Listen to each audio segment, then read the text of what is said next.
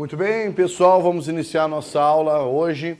Nós temos aqui um conteúdo relativamente longo para podermos estudar. O programa de língua portuguesa é um programa extenso e aqui eu tenho que reiniciar o ciclo de língua portuguesa.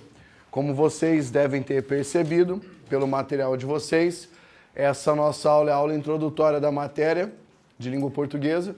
Professor, eu já assisti essa aula 40 vezes. Assista 41. Por quê? Porque essa é a parte que fundamenta toda a matéria que você vai ver a posteriori.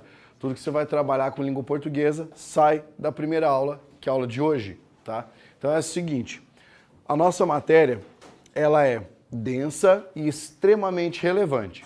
Isso quer dizer que, se você perder uma aula, ou seja, perdi a aula aqui no momento que o professor estava passando, você vai ter que correr para revisar, para não atropelar aulas. Ou seja, você não pode chegar a uma matéria que a gente vai estudar lá na frente, que se chama sintaxe, por exemplo, do período composto, sem ter estudado morfologia.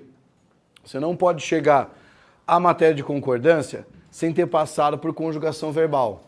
Você não pode chegar à matéria de pontuação, que é a última matéria do curso de gramática, sem ter passado por sintaxe. Por quê? Você não vai entender.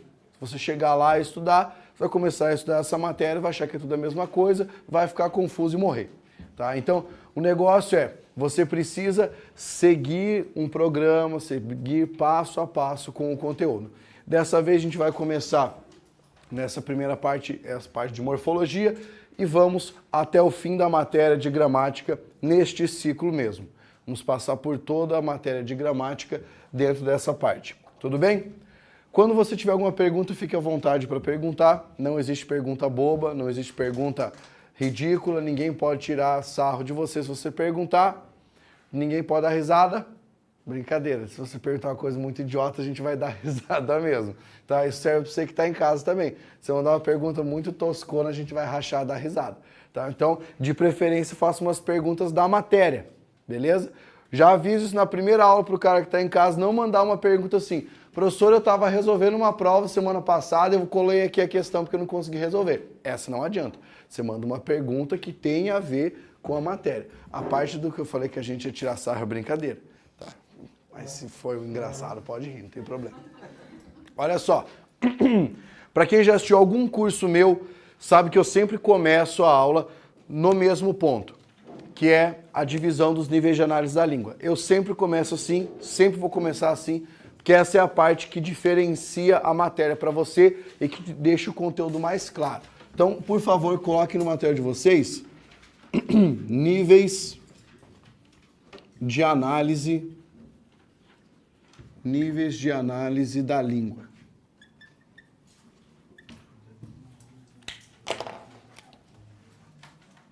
Ué. Olha só. Essa parte aqui da matéria vai servir para te orientar no estudo, tá? Como é que você vai trabalhar com o estudo de língua portuguesa? Você vai ficar só fazendo resumo da matéria? Não. Basicamente, você vai atuar em duas frentes. Resumo de matéria e resolução de exercícios. Isso para gramática. Não estou considerando interpretação de textos aqui, nem estou considerando redação. Redação, se fosse para falar de redação, você teria que fazer no mínimo, uma redação por semana. Tá? No mínimo. Para você chegar com condições de ir bem na prova no dia que você fosse fazer a sua prova. Mas aqui, língua portuguesa, basicamente, teoria, ou seja, você vai ler o que está no caderno, o que está no material que eu coloco para você, os seus resumos, e resolução de exercício. Não faça resolução de exercício temática, não é uma coisa positiva. Como assim? Ah, hoje eu estudei crase, eu vou fazer 50 exercícios de crase, não adianta. Por quê? Porque não vem assim na sua prova. O cara não separa para você o exercício e fala, ó, vai resolver aqui dessa matéria. Ela vem toda louca, tá? A prova vem toda misturada. Então, o que você tem que fazer? Resolver provas por dia. Tá? Ah, para eu ficar bom em língua portuguesa, o que eu tenho que fazer? Você tem que resolver no mínimo 3 por semana. 3 provas de língua portuguesa por semana. É prova pra caramba até o dia da sua prova, se você parar para pensar. Tá? É a melhor coisa porque faz você ter visibilidade da matéria, saber como isso cai, saber o que é mais importante. Beleza? Tá. Vamos começar nosso trabalho aqui, separando quais são os 5 níveis de análise da língua. Coloca lá. Primeiro nível nível fonético ou fonológico. Fonético e fonológico. Esse nível aqui está preocupado com uma parte fundamental de uma língua. Tá? Se você pegar a raiz grega dessas palavras, fone e fono, a raiz remete à mesma ideia, que é a ideia de som. Então aqui nós damos os sons da língua. Como eles são produzidos, como eles são emitidos, como eles são articulados, qual é o ponto de articulação, qual é o ponto de ressonância, etc. Aqui existem dois conteúdos importantes. Um deles é chamado de prosódia. E o outro é chamado de ortoépia. Desses dois, você vai encontrar questão em prova, principalmente disso aqui. Ortoépia é só se mudar uma banca examinadora. Tá? Vamos pensar nas maiores bancas examinadoras do país. Banca CESP, Banca FCC, Banca ESAF. Aí na esteira você tem VUNESP, você tem CESGRAN-Rio, você tem a OCP, você tem outros bancas examinadoras. Geralmente, CESP, FCC, ESAF, as maiores bancas, não cobram uma questão de prosódia, mas o assunto de prosódia está associado a uma matéria que é cobrada por essas bancas, que é a matéria de acentuação gráfica. O que é prosódia? Prosódia é o estudo da posição da sílaba tônica de uma palavra. Sílaba tônica, sílaba com maior inflexão de voz. Por exemplo, na palavra níveis, qual é a sílaba tônica? Ni. Qual é a sílaba tônica em análise? Na. Qual é a sílaba tônica em língua? Lin. Ou seja, eu tenho 3 palavras aqui com a mesma tonicidade? Certo ou errado? Sim. Não. Porque níveis é uma palavra o quê? Veja, como é que se separa em sílabas isso aqui? Níveis. Então isso aqui, ó, última, penúltima, uma paroxítona, tá? Palavra análise, como é que se separa em sílabas? Análise. Então, ó, última, penúltima, antepenúltima, isso é uma proparoxítona. Aqui, língua, língua, última, penúltima, isso é uma paroxítona. Então nós temos 2 palavras paroxítonas e uma proparoxítona. Nesse caso eu tenho 2 padrões de tonicidade distintos. Então se eu te perguntar se essas palavras são acentuadas pela mesma razão, você diria o quê? Errado. Por quê? Porque aqui, ó, eu tenho a regra da palavra paroxítona e aqui eu tenho a regra da palavra proparoxítona. Isso aqui é o que você estuda lá em prosódia, a posição da sílaba tônica. E depois você vai derivar as regras dentro da matéria de acentuação gráfica. Então, é super importante que você conheça esse assunto aqui, correto? Beleza. Essa palavra aqui, ortoépia, o que é que nós estudamos em ortoépia? A correta maneira de pronunciar os vocábulos na língua. Por exemplo, essa palavra aqui, ó.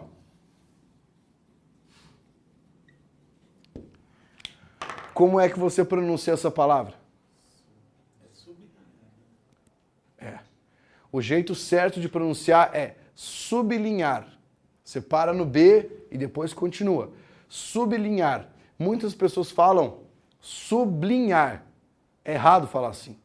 Por que é errado falar assim? Como é que se separa essa palavra em sílabas? Qual é a primeira sílaba? A primeira sílaba é sub, não su. Então, se você dissesse sublinhar, você separaria sublinhar, entendeu? Assim tá errado. O certo é sublinhar. É assim que você separa essa palavra. Isso é uma questão de ortoépia. Essa palavra aqui, ó. Qual é a maneira correta de falar essa palavra? Sintaxe. Sintaxe. Tem gente que fala sintaxe. Sintaxe está errado, tá? Não pode falar desse jeito. Então, isso aqui é o que nós estudamos aqui, ó, na ortoépia. Existem outros assuntos que a gente estuda também, tá? Que a gente estuda também no caso de fonética e fonologia. Por exemplo, olha essa palavra aqui, ó. Pedra. Olha essa outra palavra. Pedrada. Olha essa outra aqui. Pedregulho. Olha essa aqui agora. Petróleo. Pergunto para você, todas as palavras aqui possuem a mesma raiz? O que você acha? Possuem a mesma raiz ou não? Possuem, tá? Todas as palavras possuem a mesma raiz. Ou seja, se elas possuem a mesma raiz, elas são chamadas de palavras cognatas. Cognato, termo que possui a mesma raiz.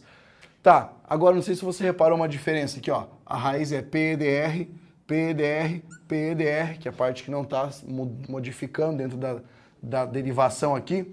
Mas aqui eu tenho PETR. E eu disse para você que é a mesma raiz. O que é que justifica ser a mesma raiz se aqui eu tenho um T e aqui eu tenho um D? Tem que ter alguma razão para isso. Então a gente vai descobrir essa razão agora. Fale aí a palavra dado. Pode falar, fala aí, pronuncia a palavra dado. Não adianta você pensar, porque no caso a gente vai estudar uma palavra de fonética articulatória, então você tem que falar. Quando você fala a palavra dado, onde é que a tua língua para? No começo da palavra, onde que você encosta a língua? Ó, dá, você empurra a língua contra os dentes, certo? E ela dá uma dobradinha um pouquinho assim, que pega aquela parte rugosa do céu da boca, certo? Então ela é uma consoante chamada de oclusiva lingoalveolar, lingodental. O que significa isso? Oclusiva é uma consoante que interrompe a passagem do ar. Oclusiva, portanto. Lingodental, porque ela encosta nos dentes, e alveolar, porque ela sobe um pouco. Isso para o D. Agora fale essa palavra aqui, ó. Essa palavra. Tato. Onde você encosta a língua? Na mesma região, porque D e T são consoantes que possuem o mesmo ponto de articulação. São duas oclusivas lingodentais, ou seja, são consoantes de mesma produção, produção homoorgânica. Isso quer dizer o quê? Que com o passar do tempo numa língua, é extremamente comum você evoluir uma palavra que era escrita com T para uma palavra escrita com D. Então é essa a raiz, tá? Essa a fundamentação para alteração dentro de uma raiz. Isso está dentro da parte de fonética e de fonologia. Professor, até hoje já caiu alguma questão mais estranha assim de fonética e fonologia dentro de uma prova de concurso público? Já caiu questão de divisão silábica, tá? Em prova de concurso. Já caiu numa prova do CESP questão de divisão silábica. Daquelas provas de certo e errado, né? Nem de múltipla escolha ainda, pedindo para você fazer separação silábica numa palavra. Vocês saberiam fazer separação silábica numa boa?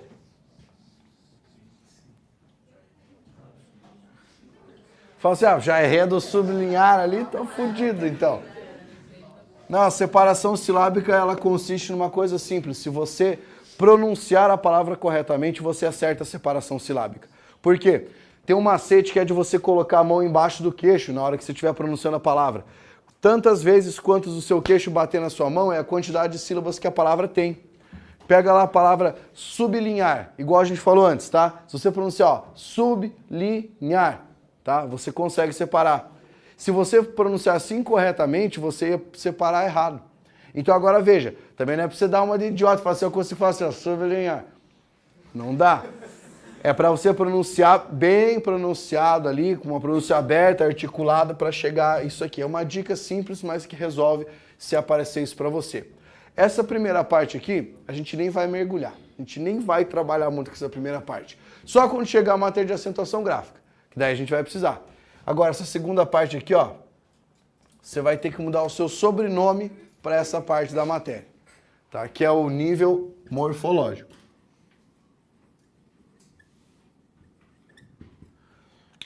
Nível morfológico. Então vamos pensar o que é que nós estudamos nessa parte da matéria. Pegando essa raiz aqui, ó, morfo, essa raiz grega significa forma.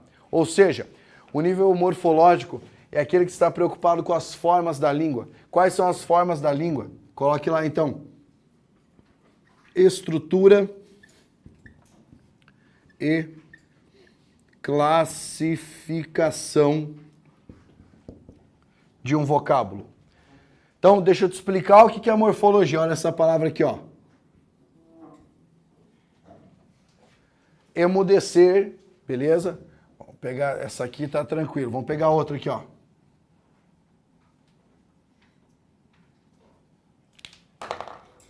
Muito bem. Pensando nessas duas palavras aqui, como é que eu classifico morfologicamente a palavra emudecer? Ela é o que dentro da morfologia? Um substantivo, um adjetivo, um pronome, é o quê?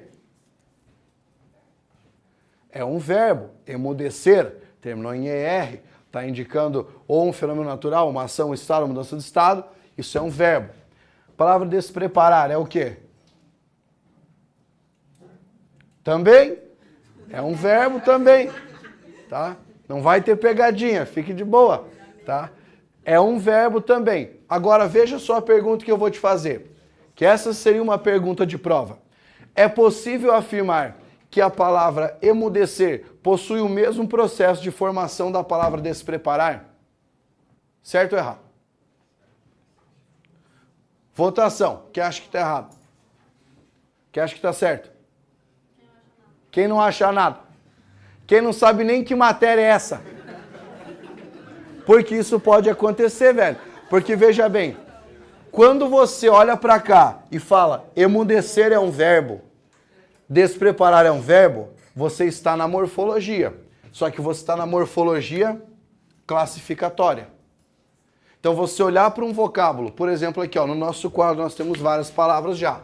Então aqui ó, níveis. Eu olho para a palavra níveis e falo, níveis é um substantivo. Isso é morfologia classificatória. Olho para a palavra de e falo, de é uma preposição. Análise é um substantivo. Da é uma preposição que está contraída com artigo. Língua é um substantivo.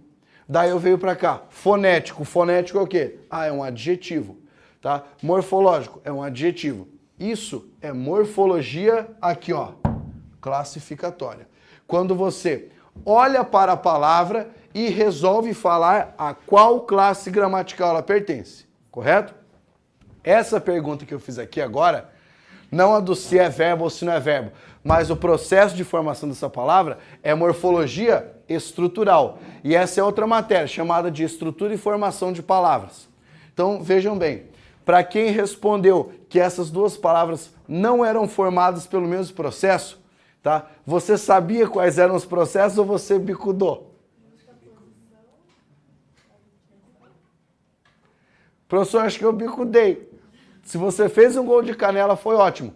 Mas vamos analisar então.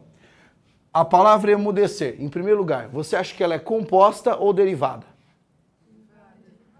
Porque se fosse composta, eu tinha que ter mais de uma raiz.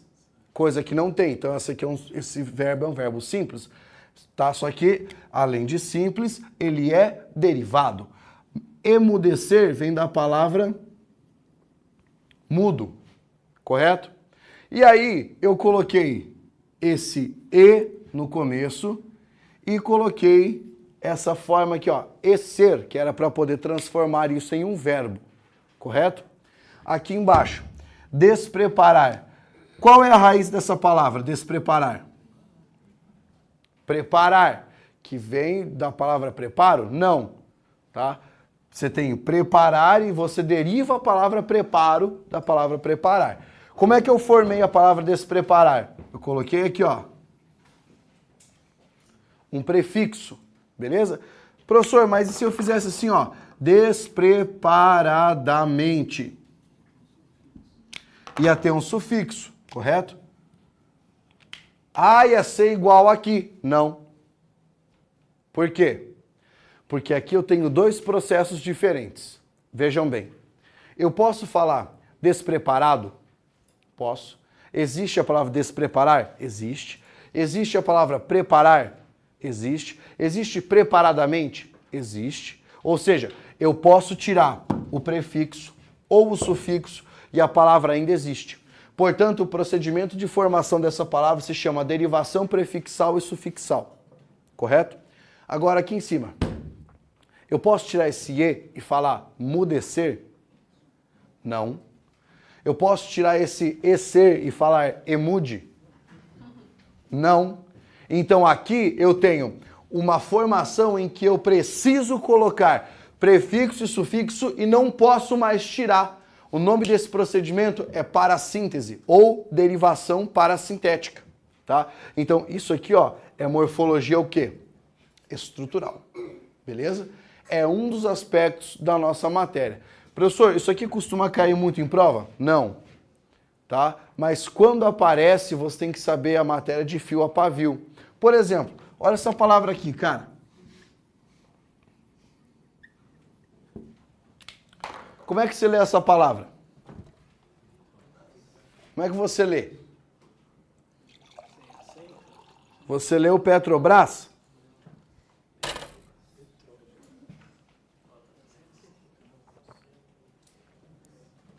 Que acha que está faltando um acento nessa palavra?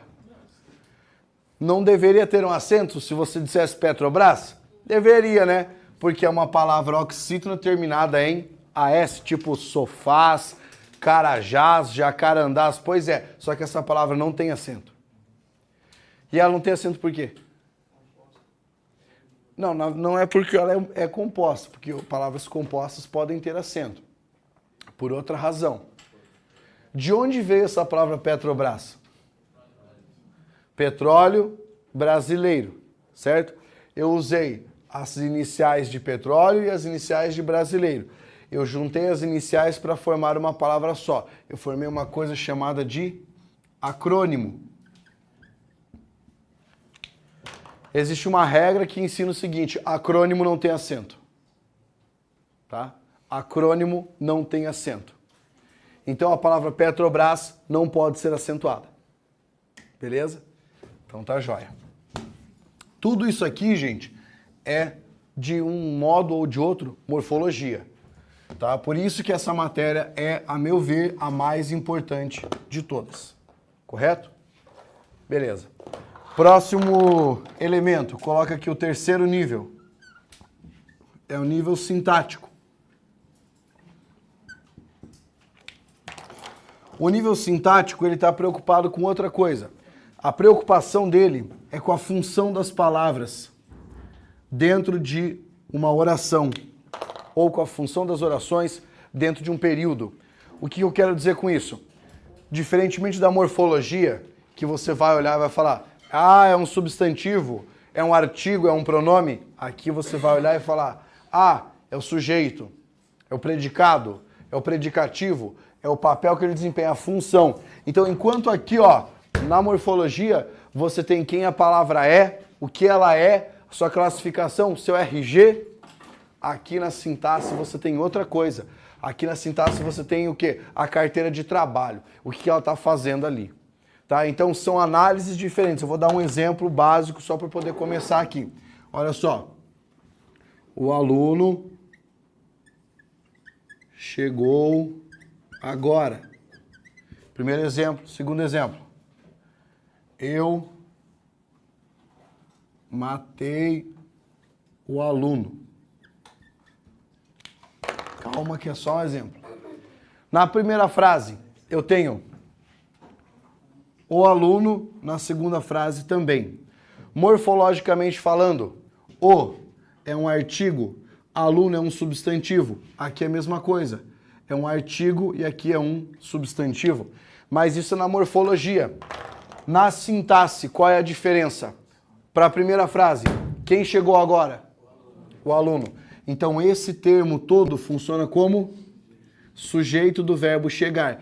Mas espera, qual é o núcleo do sujeito? Então, na realidade, a palavra aluno é um substantivo que funciona como núcleo do sujeito simples. Isso é análise sintática, tá? Então, não pode se confundir. Se eu olhar para você e disser a palavra aluno é o que morfologicamente? Você tem que saber falar substantivo. Aí eu vou te perguntar, qual é a função desse substantivo dentro dessa frase? Você vai dizer núcleo do sujeito. Aqui embaixo, eu matei o aluno. Quem matou o aluno? A palavra eu é o que na morfologia? Pronome. Na sintaxe, na função, tá fazendo o que aqui? Tá conjugando o verbo, então é sujeito. Tá aqui, sujeito. Verbo matar. Quem mata, mata alguém ou alguma coisa. É um verbo transitivo direto. Quem foi que eu matei? Aquele é um complemento verbal que se chama objeto direto. Nesse caso, a palavra aluno desempenha que função? Núcleo do objeto direto. Esse o que está aqui acompanha o elemento, mas acompanha porque ele é um adjunto adnominal. Essa é outra função que a gente vai estudar mais para frente. Isso é um exemplo de sintaxe. Eu tenho a mesma classe nos dois lugares, ou seja, artigo e substantivo, só que o que é que você muda aqui? A função que ele desempenha, beleza? A função que ele desempenha. Tem aqui, pergunta. Não? Beleza. Então, terceiro nível foi. Quarto nível. O que é o quarto nível? Coloca lá, o chamado nível semântico. Nível semântico é aquele que está preocupado com o significado das palavras ou das expressões. Então, isso aqui, nós precisamos do auxílio do dicionário em algumas situações, para descobrirmos o significado pontual de algumas palavras. Mas vejam bem, não é só isso que nós estudamos na semântica. Existe uma outra coisa que a gente estuda. Nós estudamos isso aqui, ó. Campo semântico. Campo semântico, estudamos sinônimos, antônimos e dentro de sinônimos, hiperônimos e hipônimos, estudamos homônimos e estudamos parônimos. Então, tudo isso aqui faz parte da matéria de semântica. Mas vem aquela questão simples na prova, de trocar uma palavra por outra, de saber se as palavras estão associadas em um campo semântico. Professor, eu não lembro o que é campo semântico. É um agrupamento de palavras, tá? Palavras relacionadas a um conceito. Por exemplo, eu pego a palavra escola. Vamos montar aqui um campo semântico da palavra escola. Diga para mim uma palavra que se associa semanticamente com a palavra escola. O que tem na escola? Professor, por exemplo. Professor. A palavra professor está no campo semântico de escola. A palavra aula está no campo semântico de escola. Outra. Aluno. Que mais? Lição. Que mais? Livro. Qualquer coisa. Posso colocar aqui no meu batata? Claro que não, porque não tem nada a ver com o campo semântico de escola. Então o cara fica pensando, será que tem a ver batata, lindo? Não, o cara exagera. Tipo, se for cantina, pão de batata, batata. O campo semântico é o que limita a sua interpretação. Para você não sair de determinado contexto, você delimita um campo semântico e fala: o que está aqui dentro é possível em uma inferência, é possível em uma depreensão, é possível na conclusão da leitura de um texto.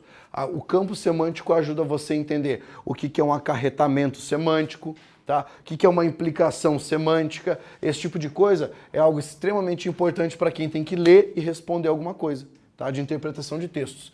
Agora aqui, ó.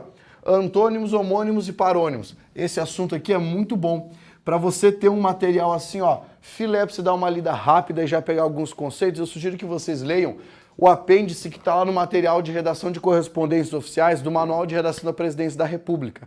Você baixa o manual, na última página tem uma lista de dificuldades vocabulares. Leiam aquele trecho porque lá você tem várias coisas legais. Por exemplo, a diferença entre essa palavra e essa aqui. Qual é a diferença entre essas palavras? Uma é para beber. Primeiro, né? Esse aqui. E o de baixo acho que é um título, alguma coisa religiosa, não é? Quase. É o governador da Pérsia. Mas é basicamente isso, né?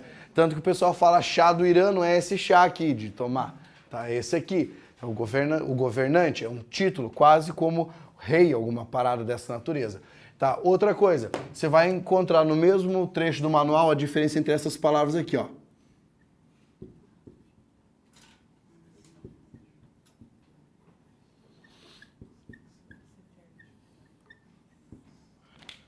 Qual a diferença entre esses vocábulos aqui? Essa primeira palavra seção significa o quê? O interessante é que você saiba a definição. Geralmente o cara fala assim, essa é a sessão de cinema.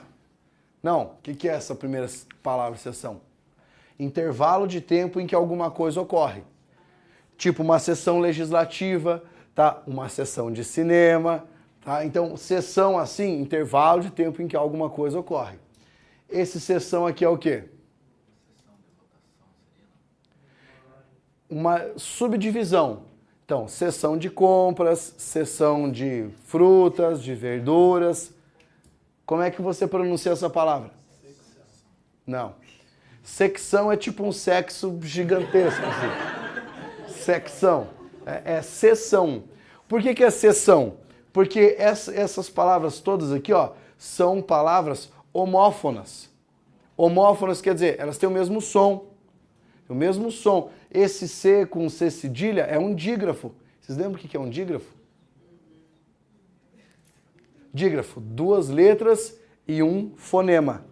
Tá? Lembra que você tem dígrafo vocálico consonantal. Vocálico é uma vogal seguida de M. Tá? Tipo, compraram. Você conta como um fonema só para 2 letras. Tá? RR, SS, SC, C com C cedilha aqui, ó, é um dígrafo. Então, por isso que você lê seção. Esse seção aqui é um sinônimo de corte. Então, por exemplo, eu tenho uma espécie de ovo aqui e eu fiz uma seção transversal. É um corte. É. Aqui, ó, esse seção. É o ato de ceder. Ele fez a seção do campo de futebol. Ato de ceder. Daí é com C e 2 S. Tá? Isso é o que a gente estuda nessa parte da matéria. Fechou? Isso aqui é legal, cara. É legal para aquelas questões de reescrita de sentença. A banca reescreve a frase e coloca uma palavrinha diferente ali dessas. Então isso pode aparecer. Beleza. Essa é a parte de semântica. Mas essa é a parte de semântica que a gente usa para o concurso público, porque na realidade a matéria de semântica é mais ampla. Semântica, na realidade, dentro da linguística, é a parte da linguística que se preocupa com analisar as condições de verdade ou falsidade de uma proposição. Então, sabe o que vocês estudam em raciocínio lógico? De proposição, tabela verdade, não sei o que lá? É semântica. É o que a gente estuda em semântica. Tá? Então, a parte de lógica está toda atrelada à semântica. Aí, pragmática. O último nível, né? Pragmático. Esse nível aqui está preocupado com o sentido construído no contexto, sentido contextual das palavras ou das expressões da língua. Quando eu falo em sentido contextual, sempre você vai levar em consideração o que está no entorno do seu enunciado. Por quê? Porque as palavras são polissêmicas. O que é polissêmica? Elas podem possuir vários sentidos. A depender da sentença que você constrói, você pode ter um sentido novo ou uma atualização de sentido. Por isso é importante você levar em consideração o contexto. Dentro dessa matéria do nível pragmático, nós temos uma subdivisão que é a parte da estilística. A estilística é uma parte do estudo da língua que está preocupada com a distinção dos sentidos. Sentido denotativo e o sentido conotativo. Esses sentidos aqui, ó, conotativo e denotativo, eles estão associados a uma matéria que se chama funções da linguagem. Tá? Já ouviram falar dessa matéria? Funções da linguagem, referencial, poética, metalinguística, conativa, apelativa, tá? Isso aqui tem a ver com essas funções. O sentido denotativo, lembra aqui ó, da letra D de dicionário, é o sentido literal das palavras ou das expressões. O sentido real é o significado que você tem positivado num dicionário qualquer, tá? E conotativo é o chamado sentido figurado. Vamos pegar um exemplo aí. Se eu disser, ontem Pedro levou um bolo no seu encontro. Conotativo ou denotativo? Depende, tá? Quem falou depende foi feliz na resposta. Por quê? Porque eu posso ter 2 sentidos. O Pedro pode ter ido para o encontro e levou um bolo. Tá? Um bolo como? Um bolo de chocolate. O contexto resolveria. Se fosse, Pedro levou um bolo no seu encontro. Ponto. Era de chocolate. Pronto, você sabe que o bolo era uma parada de comer. Agora, se fosse sentido conotativo, Pedro levou um bolo no seu encontro. Ponto. Ficou esperando a noite toda. Aí é o sentido o quê? Figurado. Eu utilizei uma figura de linguagem nesse caso, uma metáfora, mais especificamente falando. Então aqui, o que é que acontece? Você analisa o que está no entorno da sentença e daí responde. Como é que as bancas cobram isso? Do jeito mais simples possível. A banca coloca para você uma expressão do tipo: a educação é a bola da vez nas políticas públicas. E fala para você: a expressão bola da vez foi empregada em sentido denotativo. Errado. Porque nesse caso, bola da vez é o quê? Conotativo. É uma figuração para a ideia de quê? De importância. Correto? Tá, então essa primeira parte aqui é a parte de apresentação da matéria. Pergunta sobre isso? Dúvidas sobre essa divisão? E o que é, então, a parte da matéria chamada de morfossintaxe? Porque, ó, veja, você viu aqui morfologia, sintaxe, semântico, pragmático, fonético, fonologia. O que seria morfossintaxe? Porque aparece no edital. Análise morfossintática do período. Então, para você saber exatamente a questão de morfossintaxe, é aquela questão que aparece assim, ó. Na linha 27, a palavra que, em ambas as ocorrências, desempenha a mesma função sintática. Então, o cara quer que você saiba classificar a palavra morfologicamente e saiba também descobrir a sua função sintática. Beleza? Eu coloquei para vocês aí, no material, um exemplário. Cadê o meu material? Presta o teu material um pouquinho, só para ver. Coloquei um exemplário ali antes de começar a análise. Deixei lá. E aí, eu vou pegar esses elementos que estão no exemplário e vou fazer análise com vocês aqui em cima, que é uma análise para representar essa divisão que a gente fez. Tá? Então, no material de vocês, a gente vai começar ali com uma análise do emprego dessa palavra em algumas frases. Ver se você consegue chegar. A gente vai analisar todos os casos, tá? Mas você vai ter que descobrir só a função dessa palavra. Palavra boi, na morfologia, é um substantivo. E agora vamos pegar essas frases que eu coloquei para vocês. A primeira frase qual é? O boi comeu o pasto, né? O boi comeu o pasto. Professor, achei um exemplo muito idiota, muito simples. Você vai ver que vai ficar emocionante daqui a pouco. 2. Eu comprei um boi. 3. Você, qual é essa terceira? Você parece um boi de gordo. A próxima. Não me olhe com essa cara de boi murcho. Essa é uma expressão naturalmente figurada, né? A número 5. Essa aqui é da academia. Vai, boi. Hã? Pode. Ó, então vamos analisar aqui. Destaque a palavra boi em todas as sentenças para facilitar a sua vida. Já escreva qual é a classificação da palavra boi na morfologia. Está aqui em cima. Tá? Boi é um substantivo. Como é que você sabe que boi é um substantivo? E não um adjetivo, por exemplo. Fala, sei lá, vou na intuição, vou na loucura. Pensa comigo. Boi não é uma coisa? É, né? É uma coisa. Então, se for uma coisa, é um substantivo. Tá? Ah, professor, não entendi. O mundo se divide assim. Coisas, ações, qualidades, conexões. Tá? Então, ação, verbo. Coisa, substantivo. Qualidade, adjetivo. Você pensa assim, fica mais fácil de organizar. Mas se você tiver muita dificuldade na sua vida para saber se é um substantivo ou se é um adjetivo, você coloca a palavra homem ao lado. E daí fica mais fácil. Ó, a palavra homem É um substantivo naturalmente, certo? Aí eu quero saber se essa palavra aqui é um substantivo também.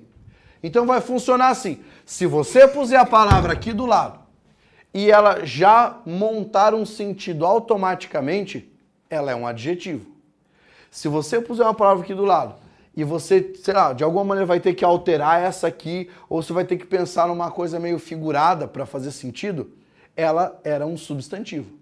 Então, por exemplo, a palavra boi, aqui ó. Homem-boi. Você não tem que pensar numa outra coisa? Tipo uma criatura que é metade homem, metade boi, ou um cara que é muito gordo, ou uma coisa assim? Tem, né? Agora, diferente de homem, vamos pegar a palavra aqui, ó, amarelo. A palavra amarelo não está caracterizando essa palavra aqui direto? Então isso aqui é um adjetivo. Tá? Isso aqui é um adjetivo. Aí você fala, ô professor, mas aqui a palavra boi não é um substantivo? Ela era um substantivo. Mas como ela ficou do lado de outro substantivo, ela muda de classe. Ela vira um adjetivo. O nome desse procedimento é derivação imprópria. Está lá na parte de formação de palavras, uma coisa que a gente vai estudar bem no final da nossa matéria. Tá bom. Então aqui você viu a palavra boi. Em todos os casos você vai colocar que é um substantivo.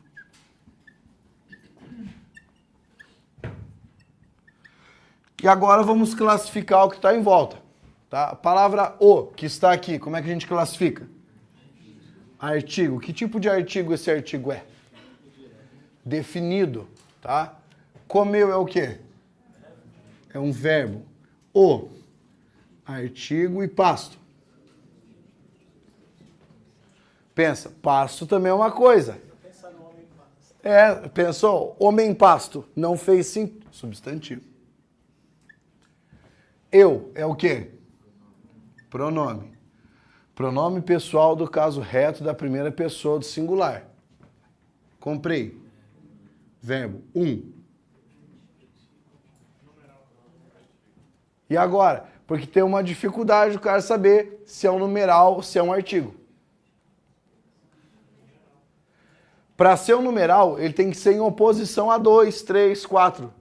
Entendeu? Tipo, se o plural fosse comprei uns bois, aí isso é um artigo. Então você parte do princípio que é um artigo indefinido. E o boi está ali, substantivo. Palavra você é o quê? Pronome. De que tipo? Pronome de tratamento. Parece é o quê? Verbo de ligação. É o quê? Tá aqui em cima. Artigo. De. É uma preposição. Quais são os verbos de ligação? Viver não é verbo de ligação. Nem. Ser, estar, continuar, andar, parecer, permanecer, ficar e tornar-se. Essa sigla aqui, ó. Eu lembro das preposições, mais fácil. Que é essa sigla aqui. A, ante, até, após, com, desejo. Isso aí, isso aí. Tem que memorizar essa parada mesmo, tá? Mas esse do viver, muita gente fala esse esquema de que viver é um verbo de ligação, nem fodendo, em lugar nenhum, tá? Aprender errado. Porque verbo viver é um verbo intransitivo. Você sabe por que as pessoas falam isso? As pessoas falam isso pelo seguinte. Se eu montar uma frase, João vive triste. O verbo viver é um verbo intransitivo, mas a palavra triste é um predicativo de sujeito. Daí algumas pessoas acham que predicativo de sujeito só rola com verbo de ligação, que não é verdade. Entendeu? Nesse caso foi com verbo intransitivo. E aqui a palavra gordo é o quê? Adjetivo. Beleza. É um adjetivo, não é pejorativo. Ele é um adjetivo a depender do referente disfórico, tá? Porque assim, nós temos 3 naturezas qualificadoras, tá? Neutra, eufórica e disfórica. Eufórica é uma coisa positiva, disfórica é uma coisa negativa, tá? Olha aqui, ó. Não é o quê? Um advérbio. Pronome de que tipo? Oblíquo muito bem. Olhe. Verbo. Que tipo de verbo é o verbo olhar? Quem olha algo ou alguma coisa. É um verbo transitivo direto. Eu me admiro, sabe o seguinte, que eu sempre uso essas frases aqui para ilustrar esse começo de aula. E mesmo tendo na sala gente que já viu essa parada, agora fica assim, puta, agora eu não lembro que travou. Você veja o que dá você ficar, por exemplo, uma semana sem estudar português. É uma coisa foda, cara. Porque português, tipo, você enche uma barrinha de especial. O tempo que você para de estudar, ela vai, ó, comendo. Com é o quê? Preposição. Essa. Pronome de que tipo? Demonstrativo. Cara. Substantivo. Que aqui vem uma coisa muito importante. Esse substantivo, cara, concreto ou abstrato? Para você saber se é concreto ou abstrato, você tem que pensar nessa frase aqui. Quando eu falo, não me olhe com essa cara de boi murcho. Cara aqui é um sinônimo de rosto ou de expressão? Expressão. Expressão é abstrato. Então, cara é um substantivo abstrato. De, preposição, boi substantivo, murcho, adjetivo. Que na realidade, murcho é um adjetivo derivado de um verbo, né? Do verbo murchar, o particípio do verbo murchar. Vai, aqui você tem um verbo. Muito bem. Então, a análise morfológica já foi. Análise sintática agora. Na primeira sentença, o boi comeu o pasto. O boi, como todo mundo sabe aqui, é o quê? Sujeito do verbo comer. O que foi que o verbo aqui? O que foi que o boi comeu? Que é aqui o objeto direto, tá? Ou complemento verbal. Nessa frase aqui, eu comprei um boi. A palavra eu é um pronome com a função de quê? Sujeito. Quem compra, compra alguma coisa. Um boi aqui é o quê? O objeto direto, o complemento verbal. Então, nessa frase, boi, núcleo do sujeito, nessa, núcleo do objeto direto. Nessa frase, você parece um boi de gordo. Qual é o sujeito da frase? Você. Então, tá aqui, ó, sujeito. Verbo parecer, verbo de ligação. Um boi é o quê? Não é a maneira de caracterizar o sujeito? Ou seja, a gente chama de predicativo do sujeito. Predicativo do sujeito, não é predicado do sujeito. É predicativo do sujeito. Esse de gordo, como é que você classifica? Não. Para ser um predicativo do objeto, a qualificação tem que incidir sobre o objeto e ela tem que ser dada pelo sujeito. Então veja, gordo não está incidindo sobre boi, é sobre o parecer na realidade. Então vamos lá. Há algumas funções sintáticas que você pode jogar para cá. Uma delas, que é a correta, é a adjunto adverbial. Tá? Isso aqui é um adjunto adverbial. Adjunto adverbial de quê? De causa. Adjunto adverbial de causa. É como se eu dissesse para você, por que que ele parece um boi? Você responde, de gordo. Entendeu? Muito bem. Na frase de baixo, não me olhe com essa cara de boi murcho. Qual é o sujeito?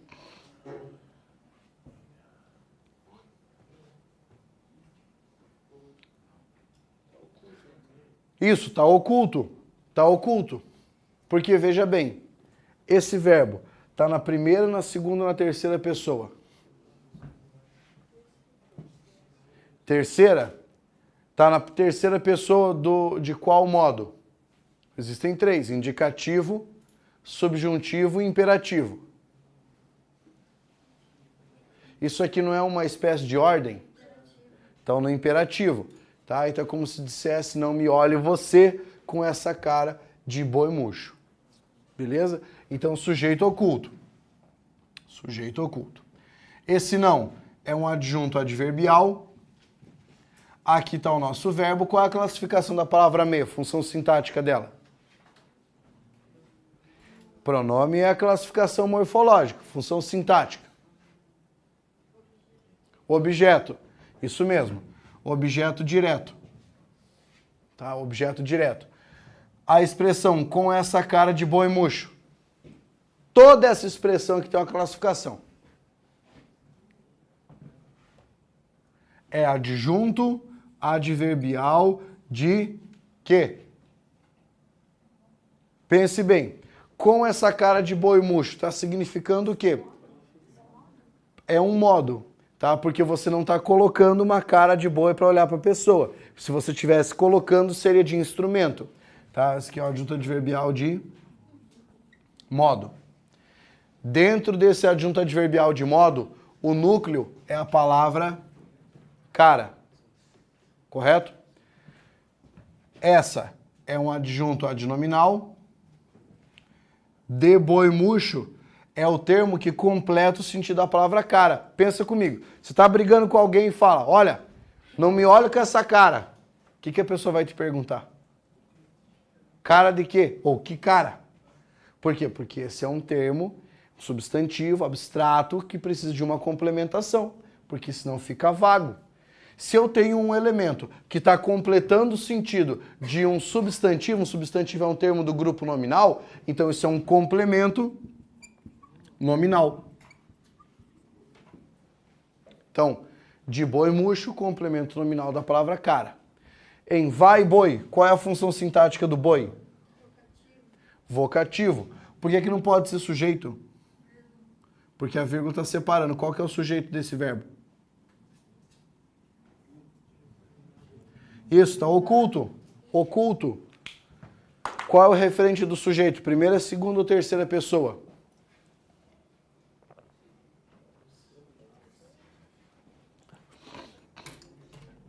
Porque é um verbo de imperativo também, né? Como é que a gente monta o imperativo de um verbo?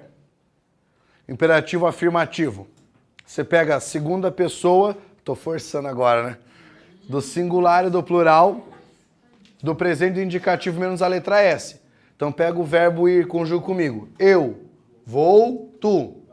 Vais, tiro S, vai. Então vai, tu. Referente da segunda pessoa. Como é que você monta a outra parte? Você pega o presente subjuntivo. Que eu vá, que tu vás, que ele vá. Então, vai, boi é segunda pessoa. Se fosse vá, boi, terceira pessoa. Referente aqui é de segunda pessoa. Beleza? Então...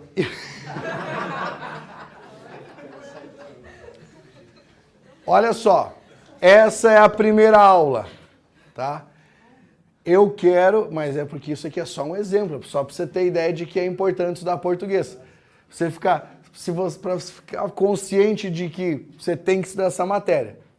Apesar disso, eu quero que nós saiamos da primeira parte da matéria que a gente vai começar daqui a pouco, que é morfologia, e que ao fim do curso você tenha a habilidade de fazer isso aqui. Entendeu? Com qualquer frase. Como é que você vai treinar essa parada? Porque é uma questão de treino.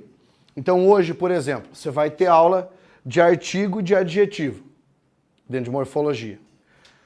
Em vez de você tentar fazer alguns exercícios sobre artigo e adjetivo, você vai pegar uma prova, tá? Vamos pegar uma prova do CESP, por exemplo. Vai pegar uma prova do CESP. E naqueles textos que a prova do CESP trouxer, você vai circular todos os artigos e todos os adjetivos e todas as locuções adjetivas. É assim que você vai treinar. Na próxima aula vai ser advérbio, conjunção. Você vai pegar um texto, pode ser o mesmo texto, e vai marcar todos os advérbios, todas as locuções adverbiais, todas as conjunções, todas as locuções conjuntivas. É assim que você vai treinando até entender a matéria perfeitamente. Beleza? Perguntas até aqui? Não? Tá. Então agora vamos começar o conteúdo. Coloca lá seu material, escreva assim, ó. Morfologia. Nós vamos começar por aqui, por essa matéria. E a gente vai começar com a morfologia classificatória, que é a mais tranquila de todas. Coloca lá. Falar um pouquinho sobre as classes de palavras. Para o seu governo, existem 10 classes de palavras. E você tem que lembrar todas elas. Tá? Vamos colocar aqui. Artigo, adjetivo, advérbio,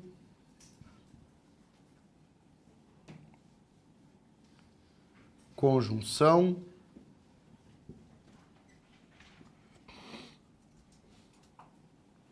interjeição,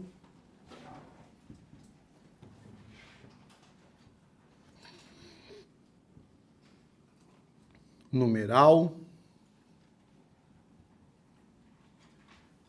preposição,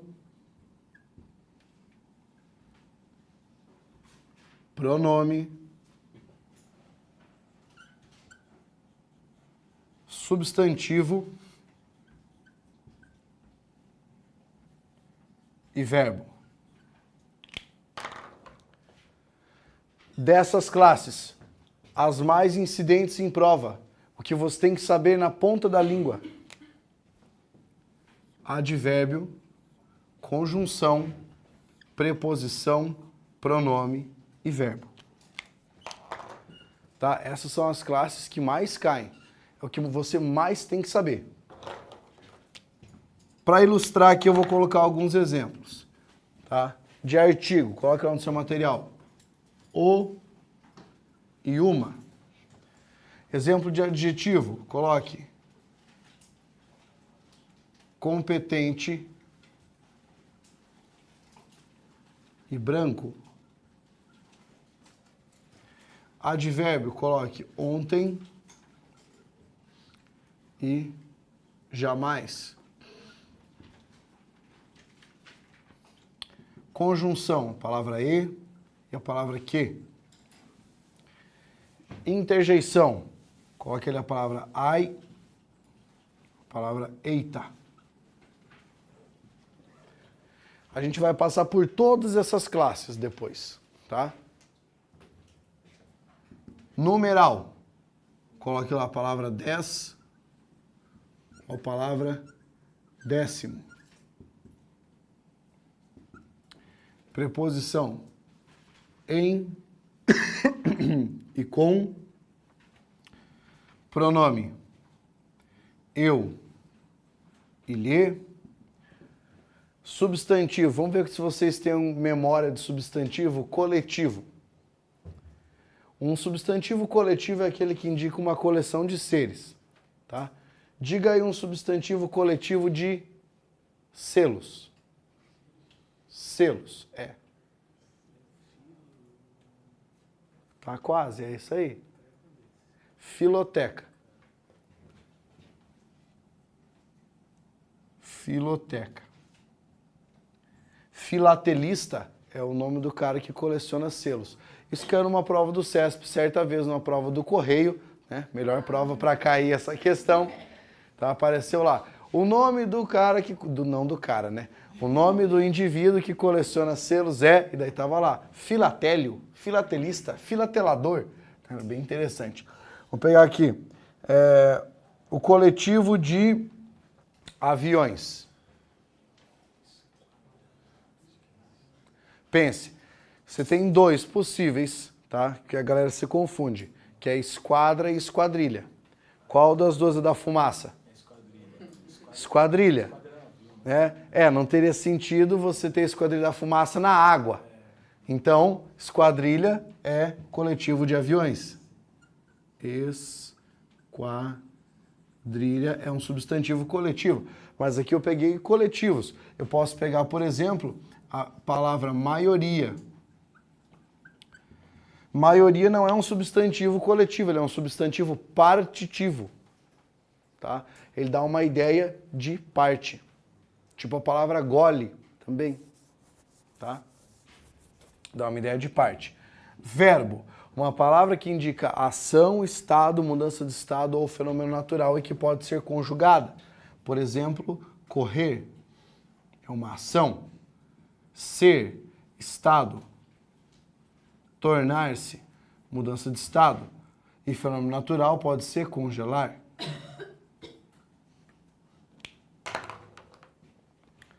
Beleza? Essas são as classes de palavras. Nós temos que memorizar as classes e entender como é que elas se relacionam, tá? Como eu falei, aqui é só para você ter um exemplo, para quando você olhar no seu caderno lá no início, você saber o tipo de palavra que aparece em cada classe. O que eu vou fazer agora é uma distribuição das classes por grupos. Grupos de palavras. Ou seja, como é que essas palavras se relacionam em grupos, tá? Então você coloca no seu material assim.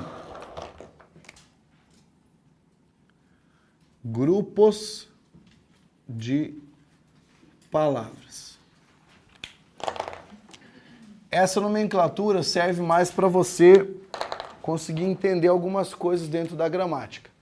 O primeiro grupo que você vai colocar aí se chama grupo nominal. Grupo nominal. Isso significa o quê? Significa que você vai ter um grupo de termos que são chamados termos de natureza nominal. O principal deles, o que manda na parada toda, é o substantivo.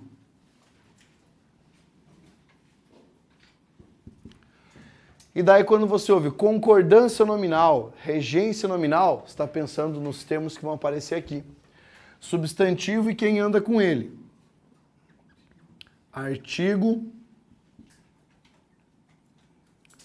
adjetivo, pronome e numeral. Esses são termos que fazem parte do grupo nominal. É a primeira maneira de relacionamento de classes. O segundo grupo, chamado de grupo verbal. Opa!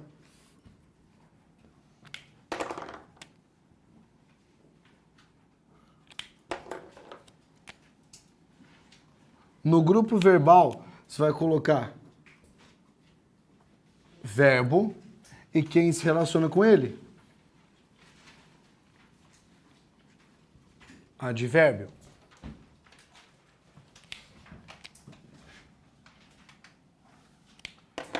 E o terceiro grupo é chamado de grupo relacional, que é o grupo das classes que servem para conectar elementos. Tá? Então você vai colocar aqui conjunção e preposição.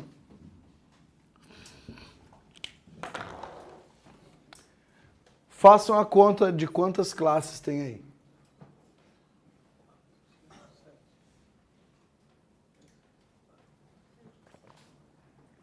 9, né? Tá faltando uma. Qual classe está faltando aqui? A interjeição. A interjeição não pertence a nenhum grupo de palavras. Por quê? Porque uma interjeição não se relaciona com outros vocábulos. Ela sempre aparece como uma frase nominal, ou seja, aparece a interjeição com um ponto de exclamação. Por quê? Porque a interjeição sozinha já significa uma frase. Quando você, sei lá, leva uma pedrada no meio da rua, você fala a palavra ai. A palavra ai significa alguma coisa como está doendo ou sinto dor. Então, a palavra ai não precisa se relacionar com mais nada, por isso que ela não pertence a um grupo de palavras. Esses termos pertencem a grupos porque eles se relacionam, correto? Então, já está sabendo. Quando falar de regência verbal, concordância verbal, tá aqui. Regência nominal, concordância nominal, tá aqui. Beleza? Vamos começar a trabalhar com o primeiro elemento dos grupos de palavras. Grupo nominal, a gente vai começar com o artigo. Então, coloca no seu material. Artigo. Definição, emprego e características. O que é um artigo? Coloca assim, ó. é um termo que particulariza um substantivo. Esse esquema de particularizar quer dizer, ele aparece na frase para fazer alguma coisa com o substantivo. Esse fazer alguma coisa, na realidade, pode ser uma série de coisas. As duas principais coisas, definição e indefinição. Mas há outros usos. A definição de artigo é isso: termo que particulariza um substantivo. Eu ainda poderia acrescentar como um determinante que aparece à esquerda do substantivo, tá? Então é uma outra maneira de você pensar. Determinante que aparece à esquerda do substantivo.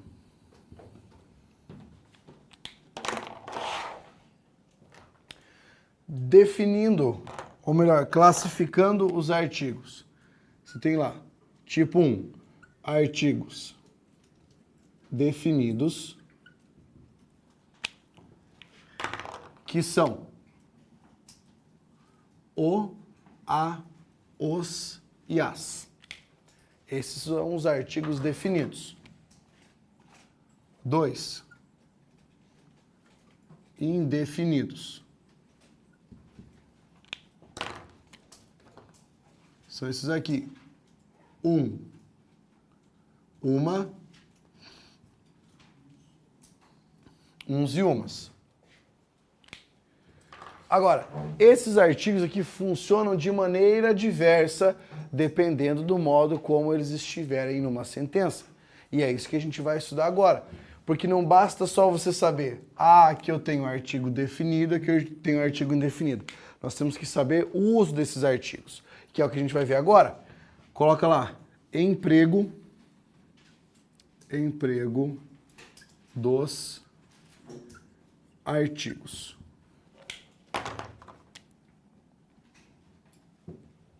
Então, primeira parte do emprego do artigo. Coloca lá, definição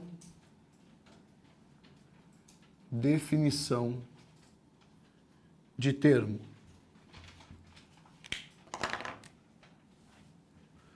Olha só, eu preciso...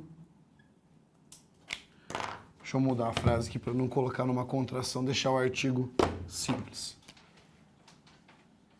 Eu vi a foto do acidente. Falando em acidente, vocês viram que já rolou um acidente aqui em Cascavel, lá na Avenida Brasil, no trecho que acabaram de liberar? Para quem não viu ainda, para você que não sabe que é de outro lugar, que não é de Cascavel, Cascavel ficou com 2 anos uma obra no centro da cidade, para tirar um monte de curva que havia e deixar uma reta. Aí liberaram sábado, para o pessoal andar um pouquinho. Tipo, liberaram sábado, a pessoa capotou o carro hoje, na frente do Hotel Copas Verdes ali. A pessoa com muita habilidade conseguiu capotar o carro ali, porque precisava de alguma maneira subir no canteiro. E aí, a hora que subisse no canteiro, o carro fazia assim, a pessoa tinha que fazer uma força para o carro virar. Conseguiu. Olha só, nessa frase aqui, ó, eu vi a foto do acidente. Esse A é um artigo que está acompanhando o substantivo foto. Isso quer dizer que não é só você olhar e falar, é um artigo, tá ali. Não, tem que ter uma razão para esse artigo estar aqui. Por que eu falei a foto e não falei uma foto do acidente? Porque muito provavelmente a palavra foto já apareceu dentro desse texto em outra situação, ou seja, o conceito de foto já está saliente no discurso. E aqui eu uso esse elemento, presta atenção no que eu vou falar agora, que se chama sintagma, tá? Sintagma nominal. Por quê? Eu usei um artigo mais um substantivo e essas duas coisas juntas significam uma coisa. Tá? Então essas duas palavras juntas aqui estão retomando alguma coisa que já foi mencionada. Tá? Então é por isso que eu digo para vocês que o artigo serve para definir um substantivo. Ou seja, não é qualquer foto do acidente, é a foto do acidente. Como se houvesse, por exemplo, uma foto do acidente. E que fosse a foto, sei lá, que ficou famosa, ou a foto que trouxe essa informação ao público. Então aqui eu tenho o artigo para definir um termo. Quando vocês estudarem o assunto de acento grave indicativo de crase, esse conhecimento aqui de definição de um referente é extremamente importante para você saber se está ou não está presente no segmento um artigo. Tá? É muito importante que você saiba isso. Lá na frente vai fazer muita diferença, correto? Primeira regra. Segunda regra. O outro artigo aqui, ele está contraído com a preposição, né? Que é de mais o. Esse o está determinando acidente, que faz daí o mesmo papel. O mesmo papel, que é de especificar um acidente do qual já falamos. Se a banca perguntasse se a palavra a e o artigo o desempenham funções semelhantes no segmento em que ocorrem, a resposta seria correta. Tá? Se é correto, porque são funções semelhantes. Mesmo que eu tenha esse o contraído com a preposição. A função do o é a mesma função do a. Especificar o referente ali. Beleza? Próximo. Coloca lá. Indefinição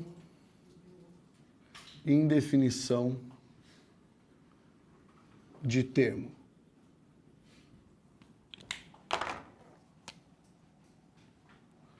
Olha só. Tragam um copo para mim. Nessa frase, você tem a palavra artigo indefinido, especificando, ou melhor, particularizando o copo. Nessa particularização que ocorre aqui, eu sei que copo é esse ou é qualquer copo? Qualquer copo. Porque a minha intenção aqui é de mostrar uma particularização indefinida. Essa é uma escolha consciente que a pessoa faz. Quando você diz, era uma vez, ou era uma vez uma pessoa chamada não sei o que lá. Quando você coloca esse artigo indefinido, você faz escolha consciente de indefinir o elemento. Correto? Beleza. Então, definição e indefinição. Como eu falei, são os dois casos mais corriqueiros, porém não são os únicos. Olha o terceiro. Generalização. Então aqui não é um caso de você empregar o artigo, mas sim de não empregar o artigo. Quando você cria uma sentença com referência e você elimina o artigo dessa sentença, você tem uma sentença generalizada. Então vamos pegar um exemplo aqui. Olha só. Aluno gosta de prova fácil. Eu tenho nessa frase algum artigo? Não, não tenho. Aqui, como eu tenho essa referência zero de determinação, de particularização, eu estou falando de um aluno específico, de qualquer aluno ou de todos os alunos? De todos.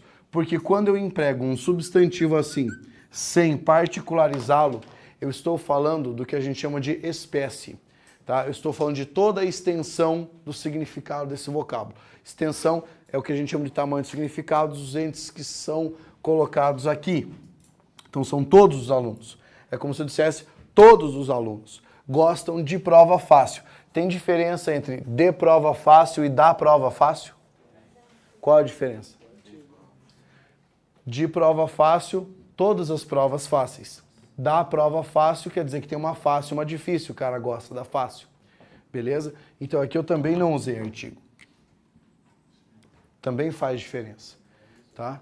Então, generalização quando você não emprega o artigo na frase. Perfeito? Próximo caso. Substantivação. Nós podemos empregar um artigo para transformar uma palavra em um substantivo. Então, vamos pegar um exemplo aqui. Olha só. O não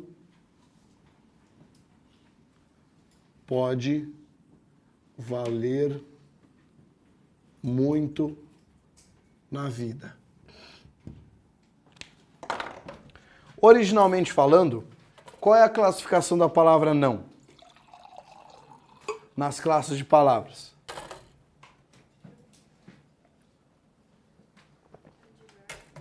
Originalmente falando, é um advérbio de negação, correto? Só que aqui, quando eu antepus esse artigo, eu transformei isso aqui, que era um advérbio, em um substantivo. O nome desse procedimento é substantivação ou derivação imprópria. Não que a derivação imprópria ocorra só com substantivação, mas a derivação imprópria, na realidade, é a transformação de um vocábulo dando uma nova classe para ele. Aqui, então, ocorre derivação imprópria na substantivação. Peguei um exemplo aqui que foi transformar o não em um substantivo. Nós vamos pegar outro exemplo aqui, ó. Ela não conhece os ais que eu tenho. Você acha que essa palavra ais é o quê? Tipo, ais de copas? Claro que não, né, Carlos? Senão eu não ia escrever desse jeito, tá? Essa palavra ais é o quê? O que ela era antes? Ela era uma interjeição. E aqui eu transformei a interjeição, ó, coloquei um artigo na frente da palavra ais, virou tanto um substantivo que ela recebeu a possibilidade de ser flexionada. Tá no plural, tá? Então aqui, aqui você tem o mesmo procedimento, que é o procedimento de substantivação. Transformando uma palavra em um substantivo pelo emprego do artigo. Beleza? Até aqui pergunta. Coloca uma anotação legal em seu caderno. Em ditados populares não se emprega artigo.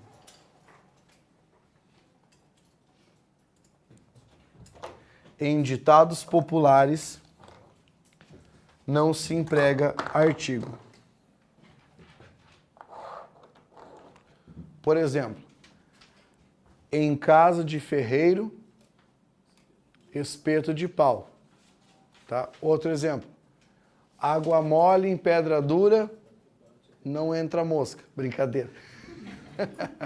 Tanto bate até que fura, mas você pode reparar que na frente dos substantivos você não tem artigo.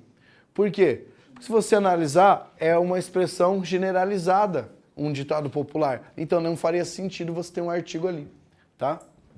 Mas não acabou. Coloca lá. Emprego número 5. O emprego número 5 é para conferir força ilocutória, tá? Coloca lá, enfatizar termo. Enfatizar termo. E daí você vai colocar nesse enfatizar aqui, ó. Conferir, dar força ilocutória. O que significa força ilocutória? Mais ou menos o seguinte, quando você quer reforçar uma palavra, ou você coloca um adjetivo, ou você coloca um advérbio, ou você coloca uma palavra que dá um tchan no negócio. Força ilocutória é outra coisa. É você colocar uma palavra que dá um tchan sem ter a função natural de dar um tchan. O senhor não entende nada.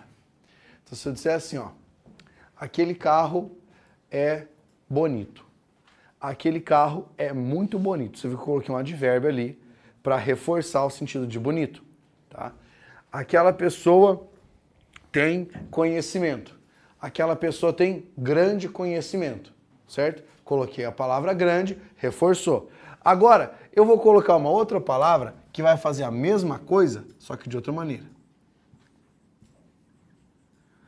Aquela pessoa tem o conhecimento.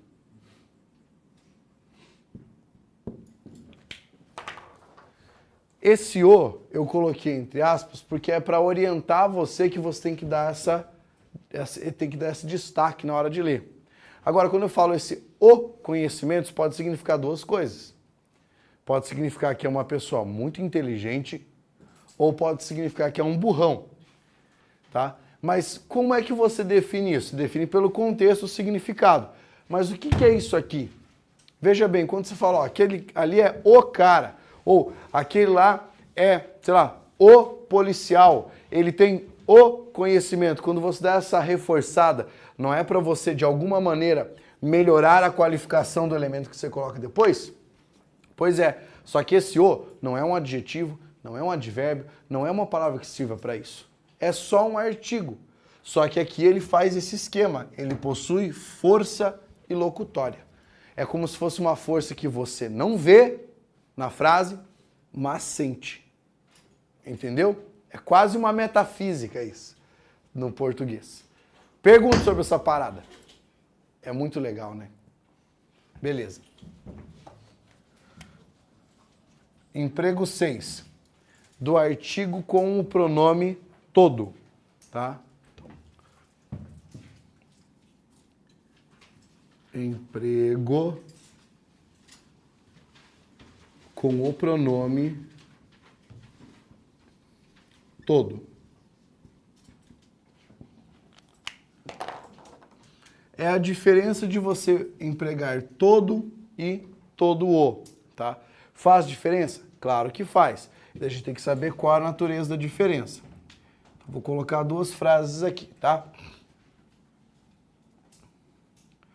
O evento ocorreu em todo estado. O evento ocorreu em todo o estado. Então aqui existe uma diferença semântica. A diferença semântica é condicionada pela diferença dos elementos dispostos na frase. Quando eu falo para você, o evento ocorreu em todo o estado, o que isso significa para mim? Em todos os estados. Então aqui é no sentido de totalidade dos estados. Puxa uma seta e escreva lá. Totalidade. Beleza? Totalidade.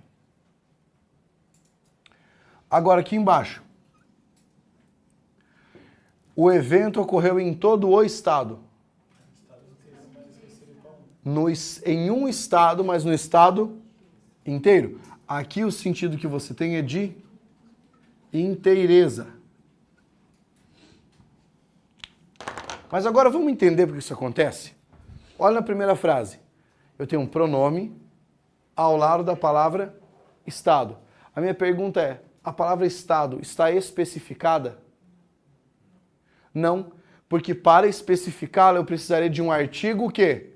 Definido. E aqui eu não tenho. Ou seja, eu usei esse substantivo de uma maneira genérica. Igual eu expliquei para vocês antes, usar lá a palavra aluno sem um artigo na frente. Aqui, eu não especifiquei o substantivo e justamente por ter especificado aqui é que nós modificamos o sentido. Então, quando você usa todo mais o substantivo, totalidade. Quando você usa todo o mais o substantivo, inteireza. Essa é a distinção de emprego do artigo com esses elementos aqui. Pergunta. Não? Se vocês puderem fazer a gentileza de anotar, isso é uma dica que ajuda bastante. Coloca assim, geralmente,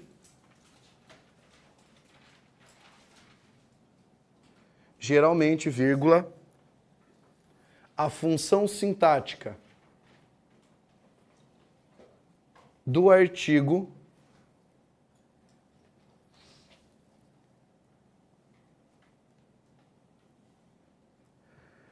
geralmente a função sintática do artigo é de adjunto adnominal.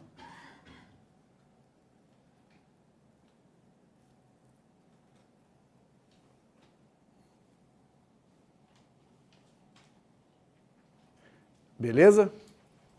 Então tá tranquilo. Nós terminamos a primeira classe, tá? Tá na hora do nosso intervalo. Vamos pro intervalo, a gente já... Diga. Diz o pessoal de casa que vai ser iniciado o servidor 10 minutos após o início do intervalo e pede para eles atualizar a página antes de voltar. Ó, vão reiniciar o quê? O servidor? O servidor, quanto tempo? 10 minutos. 10 minutos, tá? Depois você tem que fazer alguma parada aqui. O que tem que fazer? Reiniciar a página aí, beleza? Até daqui a pouco.